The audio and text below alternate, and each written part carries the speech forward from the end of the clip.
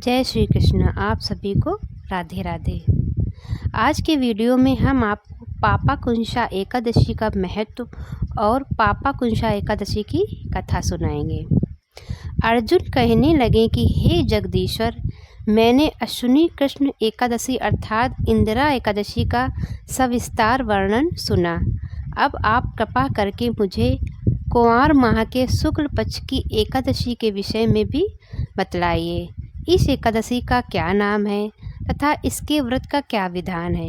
इसका व्रत करने से किस फल की प्राप्ति होती है?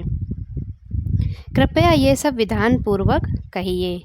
भगवान श्री कृष्ण ने कहा, हे कुंती नंदन, अश्विनी माह के शुक्ल पक्ष की एकादशी का नाम पापाकुंशा एकादशी है।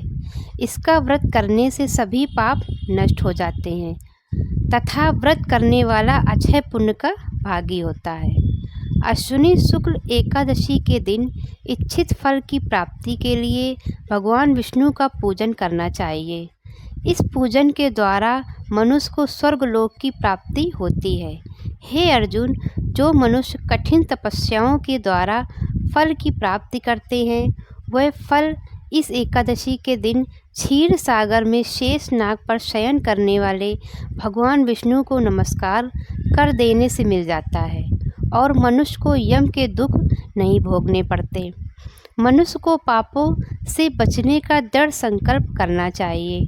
भगवान विष्णु का ध्यान स्मरण किसी भी रूप में सुखदायक और पापनाशक है, परंतु पापाकुंशा एकादशी के दिन प्रभु का स्मरण कीर्तन सभी क्लेशों व पापों का शमन कर देता है। पापाकुंशा एकादशी व्रत कथा इस प्रकार है। प्राचीन समय में विंध्य पर्वत पर क्रोधन नामक एक बहेलिया रहता था। वह बड़ा क्रूर था।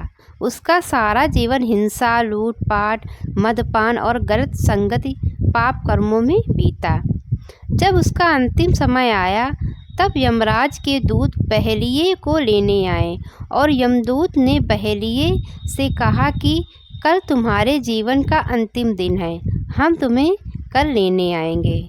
यह बात सुनकर बहेलिया बहुत भयभीत हो गया और महर्षि अंगिरा के आश्रम में पहुंचा और महर्षि अंगिरा के चरणों पर गिरकर प्रार्थना करने लगा, हे ऋषिवर, मैंने जीवन भर पाप कर्म किए हैं। कृपा कर मुझे कोई ऐसा उपाय बताएं जिससे मेरे सारे पाप मिट जाएं और मोक्ष की प्राप्ति हो जाए।